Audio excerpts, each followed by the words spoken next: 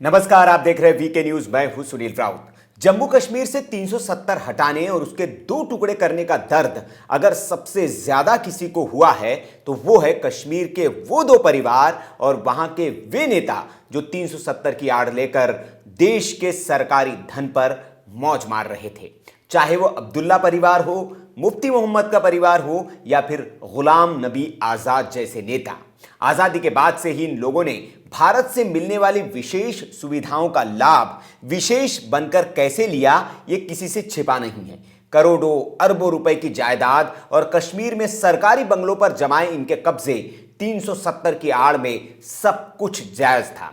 लेकिन मोदी सरकार ने दूसरी बार सत्ता में आते ही सबसे पहले इनकी मौज पर डाका डालते हुए इनको बेरोजगार कर दिया। इस बात का जिक्र संसद में धारा 370 हटाने के मौके पर वहां के युवा सांसद ने भी किया था।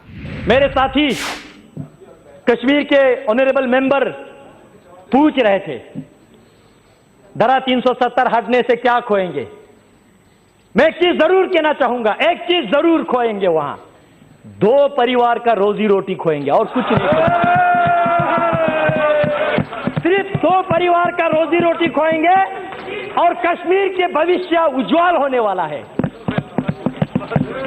जी सही सुना आपने। 370 हटने के बाद सबसे ज्यादा अगर कोई बौखलाया है तो वो यही नेता है, क्योंकि मोदी सरकार ने इनकी गर्दन ऐसे मरोड़ दी कि अब वो भारत की जनता के पैसों पर विशेष राज्य के नाम पर मौज नहीं लूट पा रहे हैं। बात यही तक सीमित नहीं है, अब मोदी सरकार इनसे धीरे धीरे इनके पापों का हिसाब किताब भी करना शुरू कर चुकी है, जो इन्होंने 370 की आड़ में अब तक किए हैं। और इसकी शुरुआत इन नेताओं को बेघर करने के साथ हो चुकी है। वरिष्ठ कांग्रेसी नेता और राज्यसभा सांसद गुलाम नबी आजाद को श्रीनगर के वीवीआईपी जोन में मिला सरकारी बंगला छोड़ना पड़ा है। यह सरकारी बंगले जम्मू कश्मीर के सभी पूर्व मुख्यमंत्रियों को ताउम्र, जी हां, ताउम्र रहने के लिए मिला करते थे, जिनका किराया भी नहीं देना पड़ता था। लेकिन अनुच्छेद 370 और 35A के तहत राज्य को मिला विशेष दर्जा हटने के बाद अब चीजें बदल चुकी है और इसी के साथ ये नेता बेघर भी हो चुके हैं। आजाद नवंबर 2005 से लेकर जुलाई 2008 तक राज्य के सीएम थे। तब से अब तक गुपकर रोड पर बने J&K बैंक का गेस्ट हाउस उन्हें सरकारी आवास के तौर पर मिला हुआ था। हालांकि आजाद श्रीनगर में नहीं रहते थे, लेकिन फिर भी इस संपत्ति पर एक तरह से उनका अघोषित कब्जा था। लेकिन अब एक गेस्ट हाउस खाली हो चुका है और फिर से J&K बैंक के हिस्से में आ गया है। वही पूर्व मुख्यमंत्री महबूबा मुफ्ती और उमर अब्दुल्ला भी इसी सूची में शामिल हैं।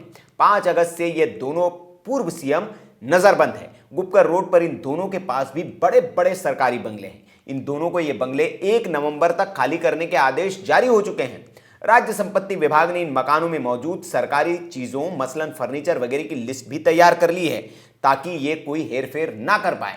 दरअसल जम्मू कश्मीर राज्य विधानमंडल सदस्य पेंशन एक्ट 1984 के आधार पर राज्य के पूर्व मुख्यमंत्रियों को ये आजीवन सुविधाएं दी जा रही थी। साल 1996 से लेकर कई बार इसमें संशोधन करके और कई सुविधाएं और सहूलियतें बढ़ाई गई थी। लेकिन जम्मू कश्मीर पुनर्गठन बिल 2019 के लागू होने की तारीख 1 नवंबर के बाद से ये सारे लाभ इनको मिलने बंद हो जाएंगे। हालांकि फारूक अब्दुल्ला एकमात्र ऐसे मुख्यमंत्री हैं जिनके पास कोई सरकारी संपत्ति नहीं है। वो अपने निजी मकान में ही नजरबंद है, लेकिन उन्हें मुफ्त मेडिकल देखभाल, ट्रांसपोर्ट और दूसरी सुविधाएं अब भी मिलती हैं। बात करें महबूबा मुफ्ती और उमर अब्दुल्ला की, तो इन दोनों मुख्यमंत्रियों ने सरकारी आवासों को अपनी जागीर समझते हुए इनके सौंदर्यीकरण और आधुनिकीकरण के नाम पर इन पर करोड़ों रुपए फूंक दिए थे। उमर अब्दुल्ला के बंगले में दूसरी सहूलियतों के साथ आधुनिक जिम भी है, लेकिन अब ये सारी मुफ्त की सुख सुविधाएं इनसे छिनने वाली हैं। जम्मू कश्मीर में हो रहे इस बदलाव को लेकर आपकी क्या राय है, आप कमेंट बॉक्स में हमें बता सकते हैं। वीडियो अगर आपको पसंद आया हो तो इसे लाइक करें और आपको लगता है कि इसे दूसरों तक पहुंचाया जाना चाहिए तो इसे शेयर करें। और ऐसी खबरों के लिए देखते रहिए वीके न्यूज़। चैनल को सब्सक्राइब कर लीजिए, बेल आइकन दबा दीजिए ताकि आपको नोटिफिकेशंस मिलते रहें। नमस्कार।